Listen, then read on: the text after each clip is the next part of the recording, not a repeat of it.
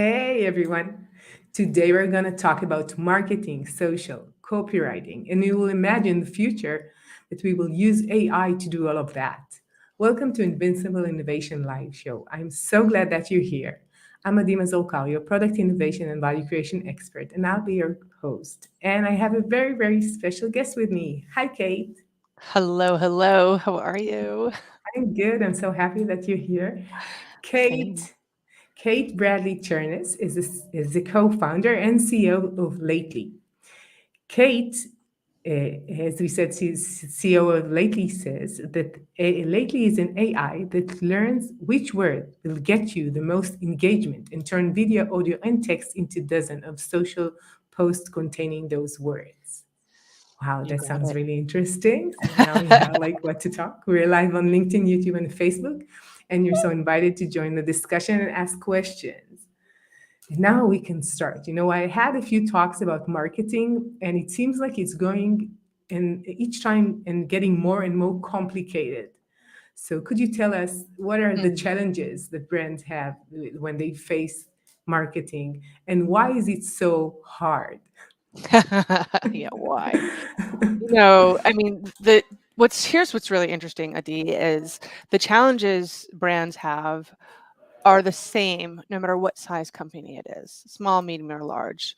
And this has been surprising us for years. I worked on a Walmart project a long time ago, and I was amazed that they were asking the same questions as like a mom and pop, you know, small business. And questions can be around cadence, for example.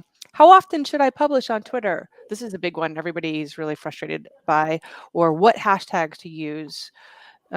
These kind of riddles, I think they're elusive because the the questions we wrestle with is what do I say and how do I know it's working? And part of that definition is what does working mean, right? Now, with social media, it's pretty simple.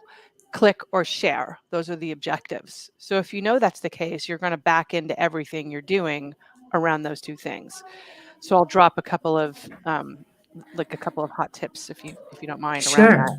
that. So if your objectives are click or share, as a small brand, it's harder to get the click because people don't trust you yet. There's one exception, and that is how-to content, because it's very easy to it's a trick. If the question is how to, the answer is behind the click, right? That's the trick. So that's a good one. But on the share part, the trick is to think about ego. People share because they get credit for what you've said, what they're sharing, right? So you Yeah. want to make them look good. That's what you're thinking of doing.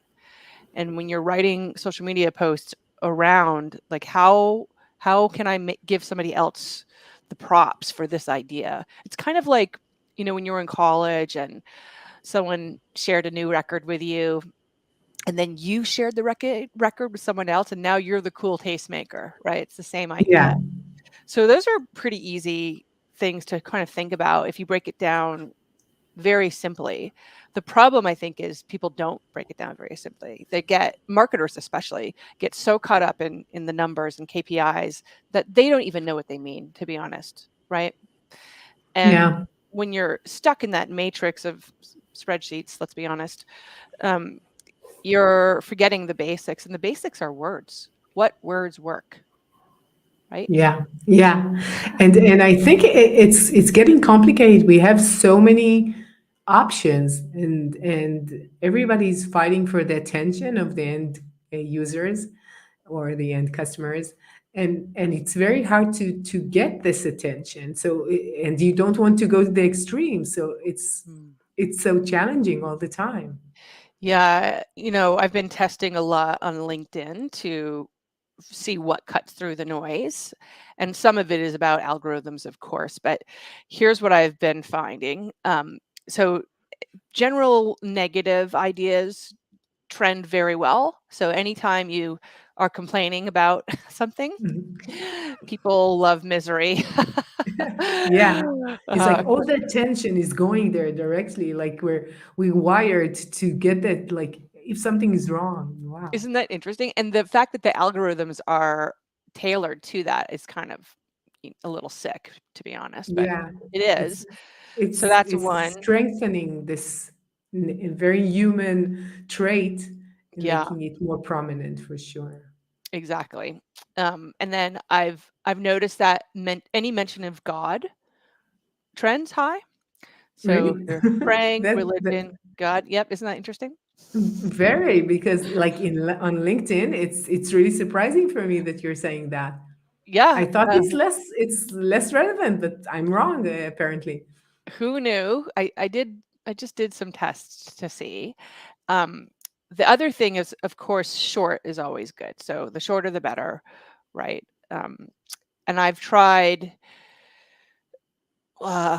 been experimenting especially with content that has no attachment. So no links, no video, no image, and that also starts to trend pretty quickly.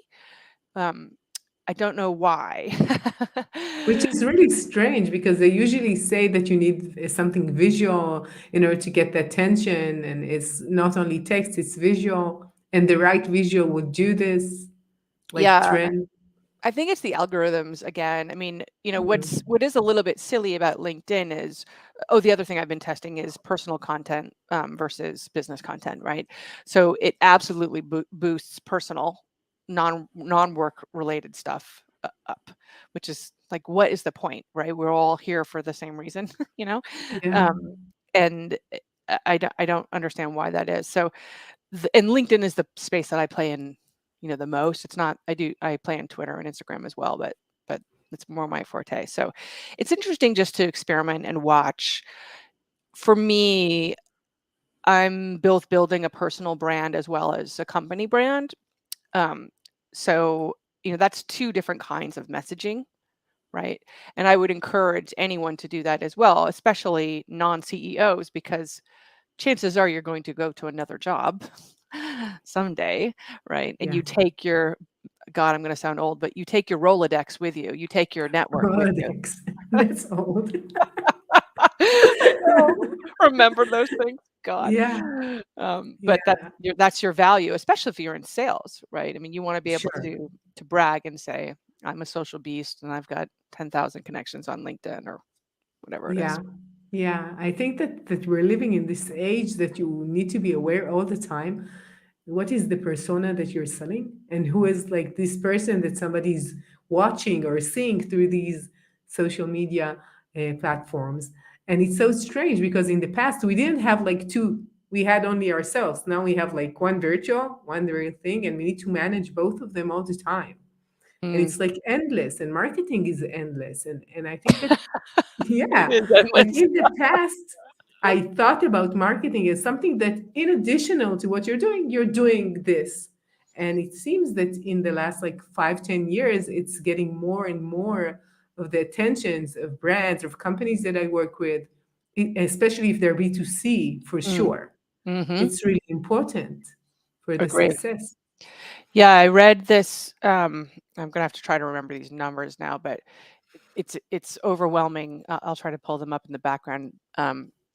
The onus now on individuals to do their own marketing within a company has flipped. So you'll see this rise now in employee advocacy, for example, right? Social selling. Everyone is expected to talk the talk on social media about their company. Makes sense. I mean, if you're uncomfortable doing that, you probably should think about getting a different job. You know, Yeah. don't you Yeah. want to cheer your company on? I mean, I hope so. You spend all your time there. Um, but it's the demand from the companies on the employees is skyrocketing, and then the demand of software to include artificial intelligence to help companies do exactly this is now on the rise as well. It's basically the next 4 years we're seeing all this growth. So we're interested in that, of course. I mean, this is right in the wheelhouse of Lately and what we do. One thing you asked in the beginning, I wanted to circle back to, by the way, was what the challenges? What are the challenges? Yeah. And one of the challenges of artificial intelligence, in particular, that I've found and I've heard from other entrepreneurs as well, is we're selling against magic, Adi, right? people Yeah. really, they have this misunderstanding of what artificial intelligence is in the movies and what it is in reality, and Yeah. not what the movies are. It's not. It's No. not. It's not. So tell me how do you see it? By the way, we got especially what you're saying, Katie Oh Jordan. yeah. Hey, She Katie. said, yeah. She's the best. She gets it totally. Right. She I s- mean, she says AI plus humans for the win. for That's the what she win. says. Yes. Yeah. It's so important. Yeah, like we've seen that. So marketers are lazy, hate to say it, but we are, self included. I mean, everybody's busy. We just want it done and we want to move on. I get it. With marketing, unfortunately, you don't want to take the work out. There always has to be a human involved doing some of the work. And part of that is because what makes marketing work, literally, when it lights up and goes viral, etc., it's because of usually some kind of visceral, intangible, indescribable thing happens, right? That can only be made by a human, only. So for lately, we actually require that a human participates and trains the artificial intelligence, because the difference in ROI is automation versus artificial intelligence results. So I'll give you an example. We have a sales conversion of 98% trial to sale. Let me say that Wow. again in case anyone missed it. 98%. Yeah. Wow. And that's because we only use Lately to market Lately. So we're dog fooding our own product, but we're dog fooding our own mindset, which is pairing a human with artificial intelligence so that there's a collaborative effort and then the collaborative result as well, right? It is Yeah. really hard to get people to want to do that, we find, because the they're the lazy factor. They want to push a button and walk away. And I'm working on inventing magic, Adi. And just Yeah. Good haven't gotten luck. there It yet. sounds so complicated. And Kristen Shed, she really agrees with you, and she said, "So true. You still need humans." And most people, when you're saying AI would do it, thinking about, I'm not gonna find any copywriters in the world. It's all gonna be machines writing to themselves and answering themselves or something like that. No, no. Yeah. It won't It's be. I mean, just like as we all found here in COVID land, right? Um, about humans needing each other in person and socially. Yes, work from home is great. I've been working from home for 15 years now, and I do love it. But that again, that intangible, that the je ne sais quoi, about actually being in a room with other people, you can't explain it. It's beautiful. right. It's Right. necessary, and we're social animals. Literally cannot live without that, right? So I think that the pendulum always swings back. Yeah. Yeah. And I think once with artificial intelligence, in any ways, people are going to kind of be less mystified by it. That there will be a democratization and a demystification, and then they'll start getting comfortable with the idea that it takes two to tango. Yeah, and Emma agrees with you too. Emma Sereni Johnson, the Hey, Emma. intangible human element, what can make marketing genius? So thank you for Emma and Kristen and Katie, everyone that is joining us. And the connection between AI and a human being is something that we're always like thinking in the back of my mind.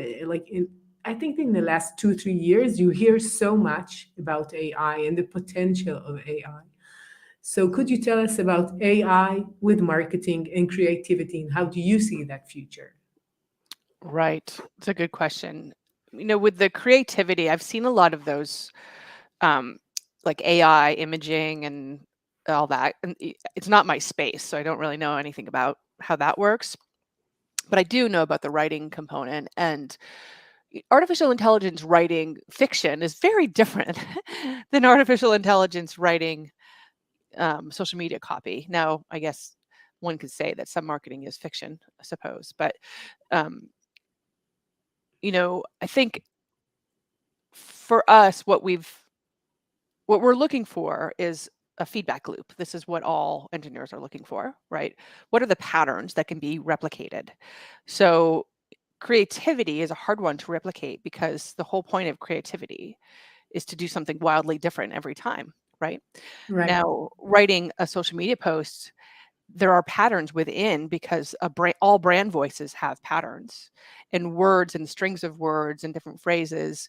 We can literally look at the feedback loop of what's worked previously and learn from it, right? It's right there. So Yeah. the math is a gimme. I think that's the thing that people forget, Adi, is that there is math Yeah. more or less here. It's a numbers Yeah. game, you know? Yeah. Yeah. So, I mean, I'm not worried about the life of creativity and computers talking to themselves. And I mean, it just seems a little Armageddon-y, or it just seems a little over um, overwrought. I mean, everyone's worried about Elon Musk. Yes, that guy is a little crazy, no doubt about it. But Twitter has Yeah. a board. Twitter has a board. Yeah. The board is there to make sure that no one comes in and whacks it all up, right? Yeah. Yeah. So you just have to remember that there's Yeah. fail safes in place to prevent AI takeover.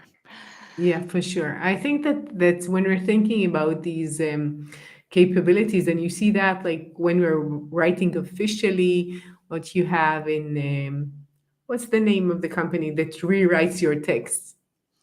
That has Um, lots of like all YouTube is theirs. I don't know how much money do they invest in their marketing these small videos before you start to see the video. You know what I'm talking about? is it Jasper? I don't know if that's who it is. No, Yeah, it's something.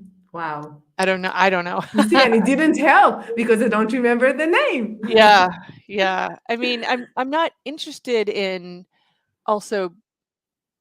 I mean, I don't want to replace humans, right? That's like, Hmm. I mean, hello, kill the species. Grammarly. That's Oh, the Grammarly, name. Grammarly. Oh well, Grammarly. Yeah, they correct your poor grammar, which is great. And I don't think there's artificial intelligence in Grammarly, actually, that I know of. But again, it's patterns, right? I mean, it's the same way when Siri is pulling up full words with you as you're texting, because most humans will follow this word with this word, right? That's Yeah. kind of traditional. I find that a bit infuriating, by the way, because what it's doing is it is presuming that we speak in cliche. And in fact, if you watch any live, quote, live television show, they all speak in cliches. It's just a string of cliches. Yeah. And it's a bummer that children are learning that. I was thinking about I don't know if this is related or I'm just tangenting a little bit, but I grew up with Bugs Bunny, okay? Who I'm Yeah. sure is offensive to somebody now, right? Yeah. But what a shame. I mean, all that classical music that was a part of my life growing up, I learned from that show, you know. Yeah. And there's no the time that they used to take for what the character would say, right? No cliches there. And then, in fact, he was poking fun of cliches. And then even the time it would take to draw the cartoon, there were like multiple pages per each movement, where now comics or cartoons are just like a couple of screens. And it's interesting, like to see if that pendulum will be swinging back as well. I think I'm noticing it, right? I'm noticing that we are taking the easy way out with emojis, with Siri recommending words to us, with the way we draw our cartoons, with electronic music that no one has to play. But then at the same time, you see things like food went this way for a long time, right? It was way over into what's easy, what's fast, whatever. And now we're way over in this other side where where I live, it's $45 for any meal. And everything was picked out back like that moment, Yeah. somebody's farming right to it. So I'm not worried about this stuff because it always comes back, in one way or Yeah. the other. What you're saying is like we fear that something human or something which is spontaneous or natural in a sense is missing, so we're taking it back to that direction. And you mentioned Siri. One of the things that I've done in the past is to design voice design Oh yeah, for yeah, cool. and I was giving talks about voice design, the future of AI and voice, and all that. And it's very obvious that the kids who are talking to Siri or to the Google Home or whatever, they are getting these patterns of speaking, a way of speaking to someone who would not react. Yes, And sometimes they do use it in order to curse and in order to speak in a certain way that they would not do to a person. it's true. And we need to be very aware of it, that they're learning from that, and it's one directional, right? So although that they will get the answer, but it's one directional in relationship. And I think the same thing that you're talking about, like about food and about cartoons, is that we want something that might be more complex but more human, and it's more natural for us to do That's that. right. Yeah, it's so funny. I have some friends, my friends' 12-year-old daughters, Lola and Tilly, and when they're talking, they'll do things like this. So they're actually that's an emoji, the crying emoji. So they're Oh, working in emojis to the when they're actually talking to you. Isn't that fascinating? You yeah, know? Um, it's strange. I know, right? Don't you feel old when they're doing it? I do. I do. I feel really old. Yeah. I am. I It's like my daughter, she explained to me that in many cases you need to do that when yes, you're yeah, it's like, why would I do that? right. There, It's but the I same thing. love the evolvement, is that the word, of language specifically, right? So there, the meshing of the two, that's cool, Hmm. right? Right. Um, by the way, I use Dragon Naturally Speaking um, full time as voice activated software for computing. So I'm so aware of voice and sound and how it's working, that whole dynamic. What's been interesting for me, I've been using this for I think 10 years now. So I'm totally hands free. I don't type at all. And Dragon doesn't make any spelling errors, right? There's no spelling errors in my world, Yeah. but it does make like sound errors. So it'll confuse something that sounds like something else. For example, um, if I say VCs, it might mishear it as feces. Which is not good. No, I'm like, No. No. don't send that email. No. It's good that you're verifying that this is what you meant, right? Yeah, Yeah. and it's interesting too because I might say something like blah blah blah, and it's done this a few times. It heard it as the character from Arrested Development, Bob blah blah, the lawyer guy. It'll write that Yeah. out. So it's listening to it's they feed the brain cultural information, so it has like these reference points, which is pretty funny to me. But even this idea of nuance through that I'm involved in every day is working with a computer that's trying to understand me and guess how I talk, and you know it's it's does an okay job, but it can't replace a smile, Yeah. for And you sure. just make Emma smile with the VC's example. Oh yeah, it's a good one. It's a good one. So I want to go and just you could tell me about being an entrepreneur and starting an AI startup, and what are the main challenges with this very complex technology, and how do you overcome them? Mm. The biggest challenge is me, right? It's getting like my head. How much am I going to let the negativity get to me, or not, right? And so the first thing is to surround yourself with a great team, and my team is the best. I can't live without them. I'm really super lucky. They're all incredible, very caring people, very caring humans, and very smart also. and they want to win this game, and they're willing to suffer. I mean, it's not an easy ride at Lately. It sure is fun, but if you wanted to work somewhere where it's very calm and the hours are chill and you have tons of benefits, it's not my company, you know. Yeah. And certainly I do, and I'm 48, so like what it takes for me to survive every day is more than when I was 20, you know. I mean, I need more sleep, and I do need acupuncture or massage, or I need to go for walks and like just make sure my mental space is really kind of with it. Um, I think that I totally obsess about lately. I'm I know that the answers are always right in front of me, and that's a good sign of an entrepreneur, right? Because I'm scrappy. I know I'm going to get it done.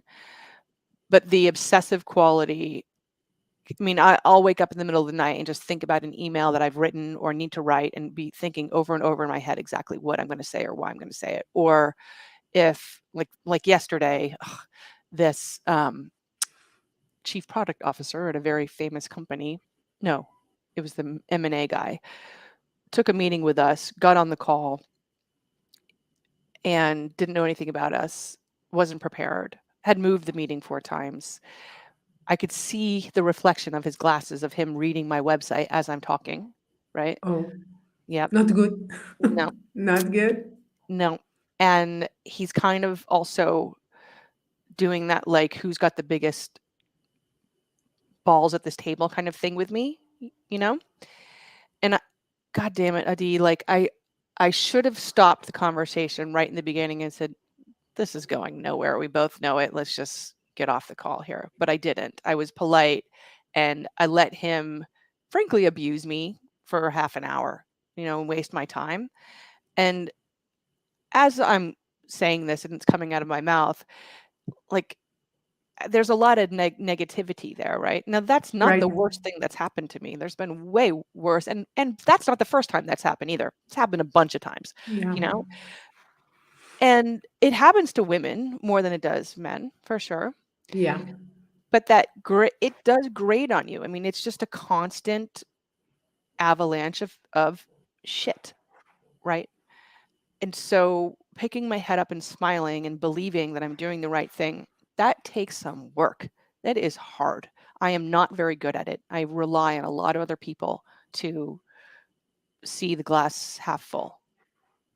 Yeah, I have to say that I hear what you're saying, and it really touches my heart because I'm working with entrepreneurs, and it's usually males, not females, and I totally appreciate what you're doing as an entrepreneur, for sure, as a female one. And I think that sometimes it demands so much more from our mental understanding of the situation or emotional capabilities, much more than what people think about the cognitive capabilities of an entrepreneur. Mm. And most people would say they need to be very smart and sharp and need to think about the details of everything and know everything. And usually this is not the case because most entrepreneurs, they have that covered. Yeah, Yeah. what they really need is the capability to stay calm and trust your instincts and know where you're going. And all the other things around surrounding you is so much background noise that you need Mm-hmm. to know how to handle all the time. And it's so hard. It is so hard. Most people, what they think about, they're thinking about, I know, about how much money does Elon Musk or Jeff Bezos has, but they're not thinking about all the no, and you can't and you shouldn't, and it's not the right thing that they heard maybe only in the beginning, and now Mm. they're hearing that less, of course. But it's like it seems that we have this um, it's like an image of what is an entrepreneur, Mm-hmm. and Mm-hmm. it's totally not related to the life of Yeah. someone who's doing that. Right. It's true. And it's because we as humans like to science everything to death, right? We like to put it all in nice, neat boxes and check them off. And thanks to Shark Tank, they've done that with entrepreneurism.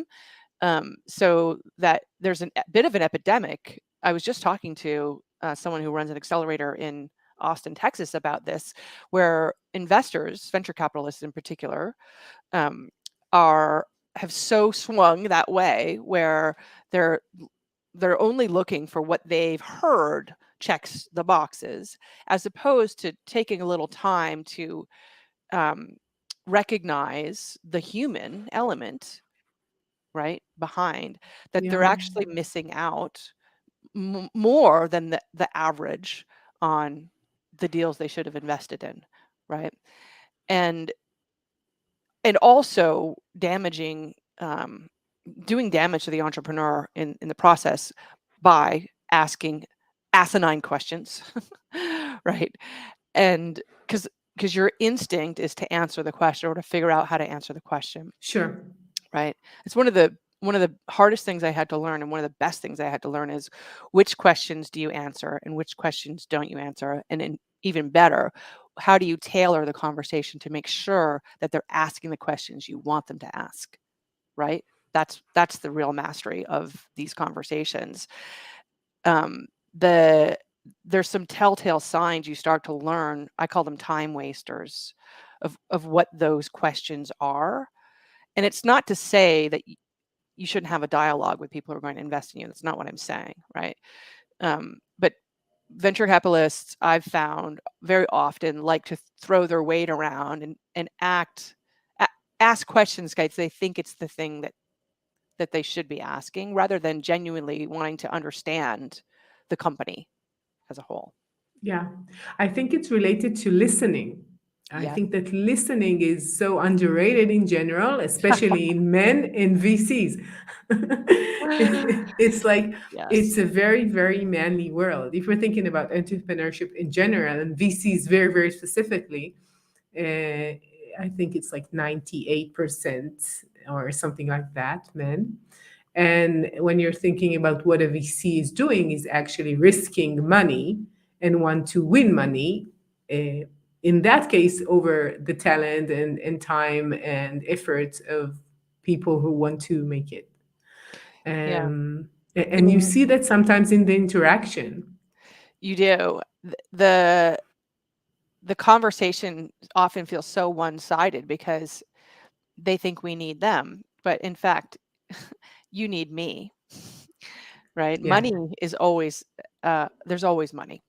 Someone taught me that, and it's true. There is always money, and I can find it one way or the other, right? And it doesn't have to be now. There's like lots of other there's venture debt programs. There's a million other ways to fund your yeah, company. crowdfunding.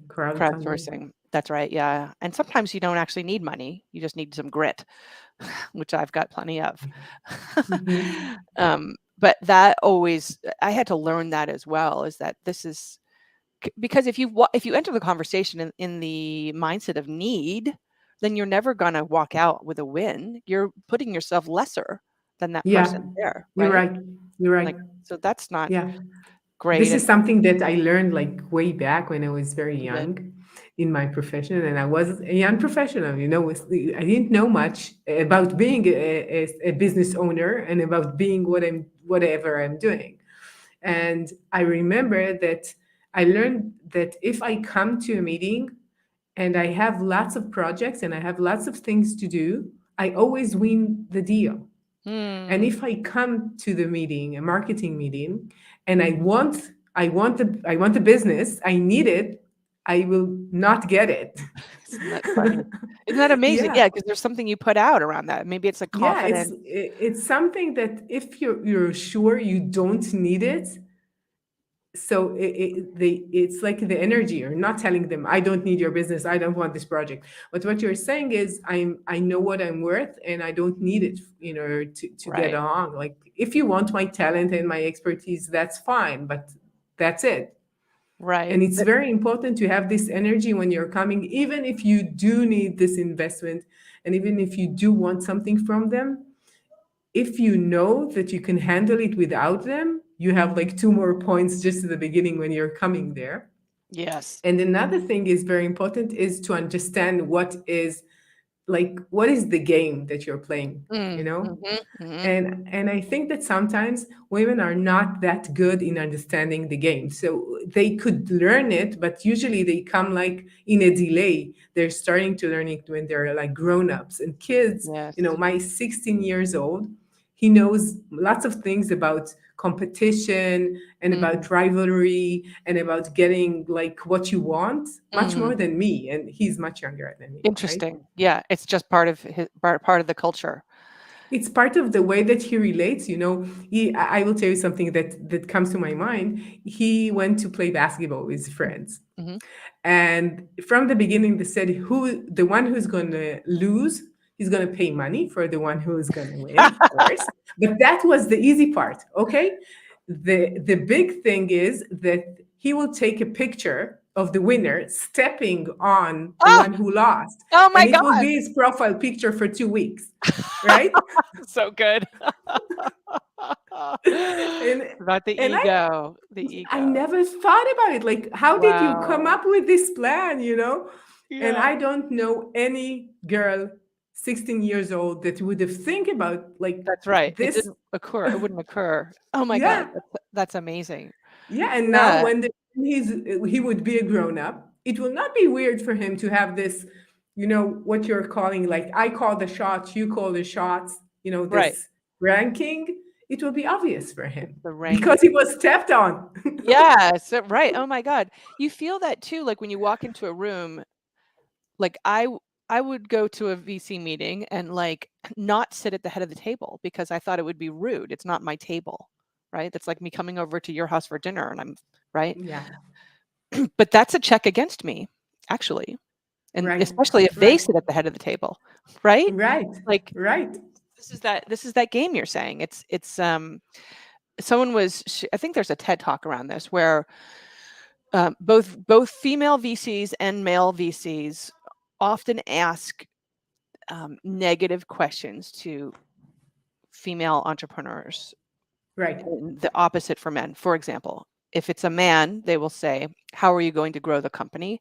And if it's a woman, they will say, how are you going to prevent churn? Okay. Right. I heard. I think I read that. Yeah. So the trick Mhm. is to hear those questions, but answer them with the growth answer no matter what happens, right? So if someone said to me, how are you going to prevent churn? I'll say, I'll be growing the company by, to $5 million in 3 years by these ways, right? Yeah. And that's a weird head trick, you know. Yeah. It doesn't make any sense, and no one tells you these things either, Adi. You have to learn them on the way. There's not a handbook that says this is how you play the game, right? Yeah, and that's what I'm saying, that the way that young men are relating to each other is a way to train them, you know, like Hmm. when you have like two um small lions, like puppies, Right. lions, Yeah. they have this rough play all the time, so they can handle the fight. I For think. later. Yeah. Yeah, so they know how to do it much better than you know, when you're thinking about 15, 16, 17 years old Yeah. girls, they would be collaborating. They would Yeah. gossip, they would do things together, and they would not step on each other, No, not that virtually sounds enough. so weird. Oh my God. And And they I wouldn't think, even let each other do that. I mean, like no girl would like be willing to. yeah, why would you?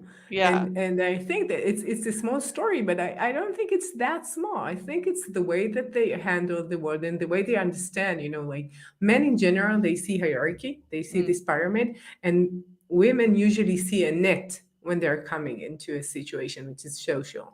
mhm. And when you're thinking about being the best or getting more money or winning, as a fund, winning more of the great deals that will come and be a unicorn, Mm, it's you know, it's a very specific hierarchy of a situation which is clearly not a collaboration. that's right. It's not a net and it's not equal. It's like they're winning and losing very, very obviously. Yes. Um, so on that note, a male entrepreneur that I love and respect was helping me with something the other day, and he said, I wrote this down on a sticky note on my desk here. He said, the more you explain yourself, the less confident you sound. Yeah, I totally understand that. I Isn't totally that understand that. like, and that is such a woman thing. Every woman I know goes deep into the explanation because it's interesting. We think the story matters, how we got here. It all is relevant, right? Yeah.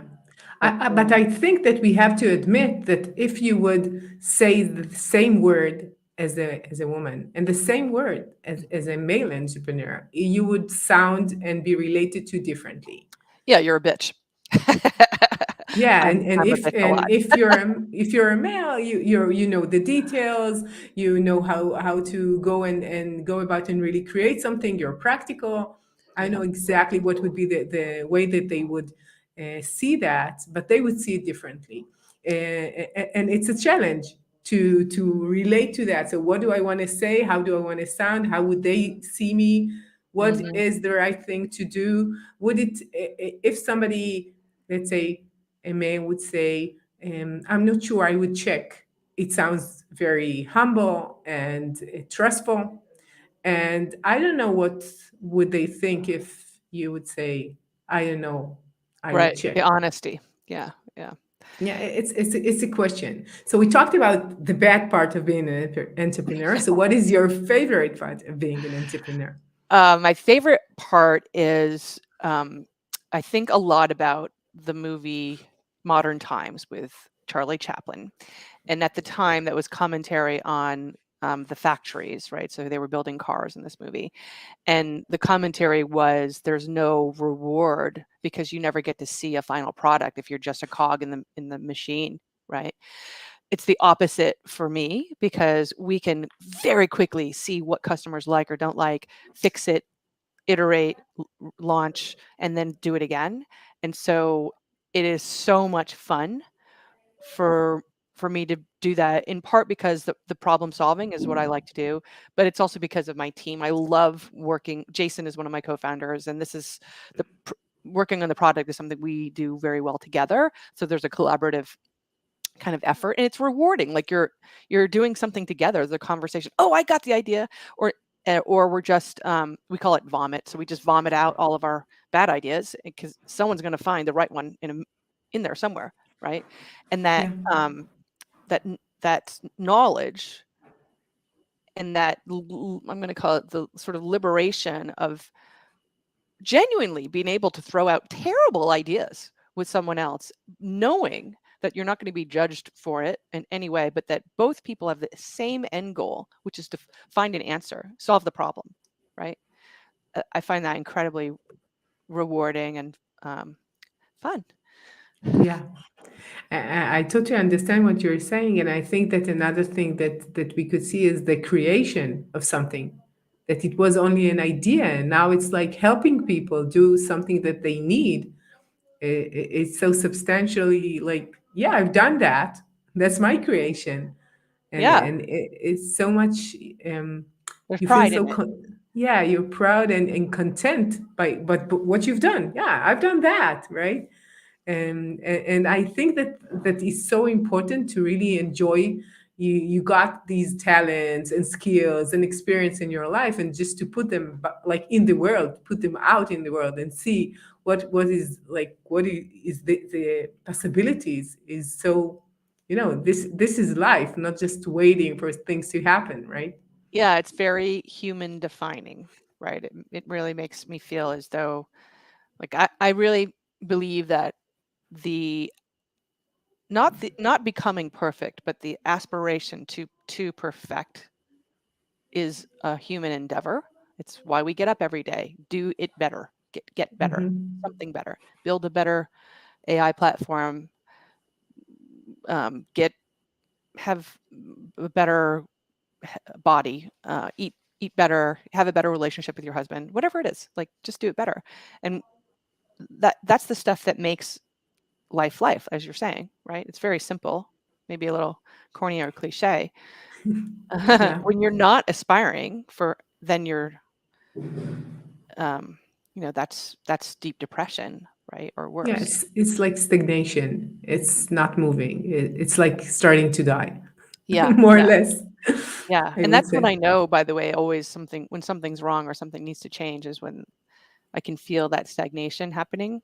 I'm a Capricorn, and so I hate change so much, of course, right? But I know it's the necessary thing to flip the switch. And like we just had one of our key team members, Lauren, who we've loved so much. She's been with us for 4 years, so she left the company to go to a much more relaxing job and more stable and better benefits and all that, and great for her. And it's always painful to rip the Band-Aid off, but then there's also a flashlight that goes on, and you can see suddenly all these things that you need to improve. There they are, and you wouldn't have uncovered that otherwise if this painful change didn't happen, right? Yeah. It's like, I think it's Leonard Cohen. I'm not sure about, but it's Leonard Cohen's song. Like, there's crack in everything. This is how the light comes in. I think you're Something like right. that. Yeah. Chris, Chris Bro, are you out there? Is she right? He's one of my teammates. Oh, correct me if I'm wrong. Go to Google and see if it's Leonard Cohen. So we could talk for hours, but I I want to love go talking back. to you. You're so insightful and smart. It's refreshing too. I hope Thanks. we're helping somebody, Adi, because I really do. I think that Kristen enjoys us. She says that we are the best and she enjoys our conversation. So at thanks, least Kristen. one and two of us is three. So it's a good beginning. That's good. Yeah. Yeah, we got to make it contagious, right? I mean, Sure. like I said, the tricks that you can't learn are you have to pick them up by either jumping in the fire yourself or someone telling you. But even the more people tell you, the timing might not be right for you to hear it, so it's so funny, the things that I actually learned years ago that I'm now able to be like, oh my God. Yeah. I understand what you're saying. And when it happens, it sounds trivial. It sounds like it doesn't matter. But Yeah, sometimes you go back to it and you say, "Oh, yeah. Yeah, yeah, right." Like light it bulb. takes time. Yeah, it takes time. Okay, so what do you think people need to know about AI?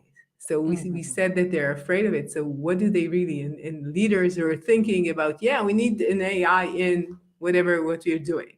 What do you think Yeah. they need to know? I think so. Don't fall for trends, right? You don't need AI just because everyone's talking about it. The same way suddenly everyone needed a QR code back in the day, right? And I was like, why? Why do you tell me why? So first, don't get sucked into the hype. I think listening to what your customers are asking for, if you're shopping for AI, make sure that you're purchasing an artificial intelligence solution that actually solves the problem again. And so it's not just some problem you think, it's actually what they're asking for. Um, I think experimenting is important, Adi, right? I mean, whether it's AI or anything else, you want to be able to try it and make sure it's the right fit for what you're doing. I think going into any AI purchase specifically with an open mind. All AI is a startup right now.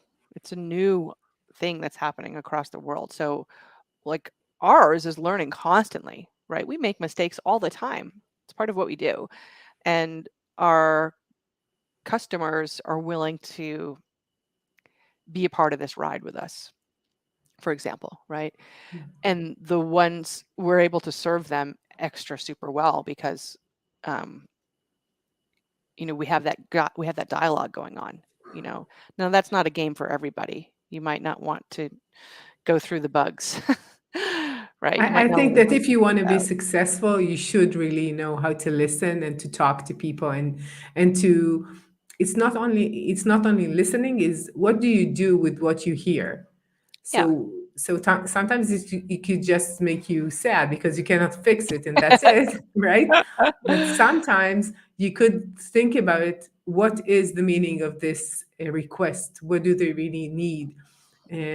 How can we make this better? Maybe not in this version, maybe in the next version, maybe right, like just to keep in mind what is important all the time, and focusing on these people that you're serving in the end is so much more important than focusing on the technology. Many people would think about the technology most of the time, and it's not enough. It is right. important, but it's not enough to do that. It happens to us all the time. We're constantly balancing exactly what you said, what the customer wants, which customer wants it, what what our investors want, what we want, what has to take priority and why. And having that dialogue as a team is super important, and knowing, what advisors to pull in as well. Sometimes the customer is not right, right? That it is the case. Or sometimes you don't have the resources to address a really painful problem. So you have no choice but to address another one that may not be quite as painful, but it's what you can do in this moment. So I've been so grateful to have people around me help me understand what is the priority, who to listen to, who not to listen to. And it's very frustrating because as we all like to joke, like every house is on fire and I can only put a little water on one of them today. Yeah, I know. I totally understand what you're saying. It's like I think that people just imagine what it's like to have a startup or have a company, a product company, and they imagine it's like, yeah, we're thinking what should we do, and we're just doing it. We're just we could hire another developer. We could change the plans. We could change the application to do this and that all the time, and it doesn't work this way. You're prioritizing all the time and thinking what is more important, what would give us more benefits, what would be the future decision that would be the right one. And it's really hard to do product in general well. Yeah. And especially when you're a startup, and as you said, you have these investors which are major in that at that stage. Afterwards maybe they will be more relaxed, but right now they're very important, and they're trying to help you with their understanding of the market, of their experience, and what they're looking for. And Yeah, it's challenging for sure. it is. And sometimes you have to say no to them too. Like you have to ignore everybody wants to give you advice, and you can't take all of it. And sometimes you just have to delete the email and not respond, and it's making these decisions constantly all day long that's the game. That's this particular game, right? That I'm involved in any case. And I Mhm. wouldn't wish it on anyone, by the way. you know, What do you mean? I know, like a young woman I come wouldn't to recommend you. this life. I mean, No? it's it's it's a very specific temperament, that I happen to have. It's crazy. What I'm doing is crazy. So clearly I'm addicted to the high highs and the low lows. There's something about the ups and downs that my nature enjoys, but it's the stress it's just incredible. It's an incredible amount of stress from all manner of external forces, but then yourself also, right? I mean, we're still here. We've been doing this for 7 years, and a lot of people would have just closed up shop now, right? um, I think that I can see why if you're much younger, it's probably a little bit of an easier game because the tenacity required is just like, where do you get the energy? It's like, I can see why you would have a baby in your 20s and not in your 40s. Like that. I don't have a baby, but it sounds like really hard to me, you know? Yeah. um, and I'm glad to support anybody. I'm glad to support women or any underdog in their endeavor. But I would say before you do this, think really hard. This is not a glamorous life, Adi. Like, no fucking way. It's just not. Yeah. So what do you think entrepreneurs need to know in order to have a successful company? What is like the number one tip you would give them? Um, how much glass are you willing to eat and for how long? Really think about the answer to that question. How much pain are you willing to be in and willing to put other people in, and for how long? Because that's the real truth of what this game is. That's a huge part of it. And it'll happen again and again and again and again. You think the worst has happened? Not yet. Not yet. The worst is yet to come. Yeah. Sorry for the negativity, but that's the truth. So, Yeah. yeah. Yeah. Yeah. Um, It's like what you're saying is so it's something that most entrepreneurs would like to say, but most of them would not say it this explicitly and clearly. And it's very brave of you to say it, like, like in front of everyone, and say, yeah, that's what it is. It's not what you think it is. Yeah. It's really, this is how it is. Yeah. Okay, so we could talk for hours, but we I love really it. need to. We could do it all again. Um, where could people hear more about Lately.ai and contact you? Oh, thank you so much, Adi. So I am Lately AI Kately on Twitter. That's a great place to hang out with me. Of course, lately.ai is where we are online. Please tell me that you met me with Adi, and get ready to be converted, because we have that high conversion rate. So if you if you take a spin at Exactly. Lately, just warning, and a human will probably contact you. Oh my Yeah. God. So first, I want to thank you, Kate, and I really enjoyed our talk, and we will surely do it again because it's so fun. I hope so. And Thank you. and thank you for what you're saying and for what you're doing, and I wish you lots and lots of luck. Lots of luck. And to all of you change makers out there, thank you for joining us, and I'll see you next week with another innovative, insightful talk. See ya.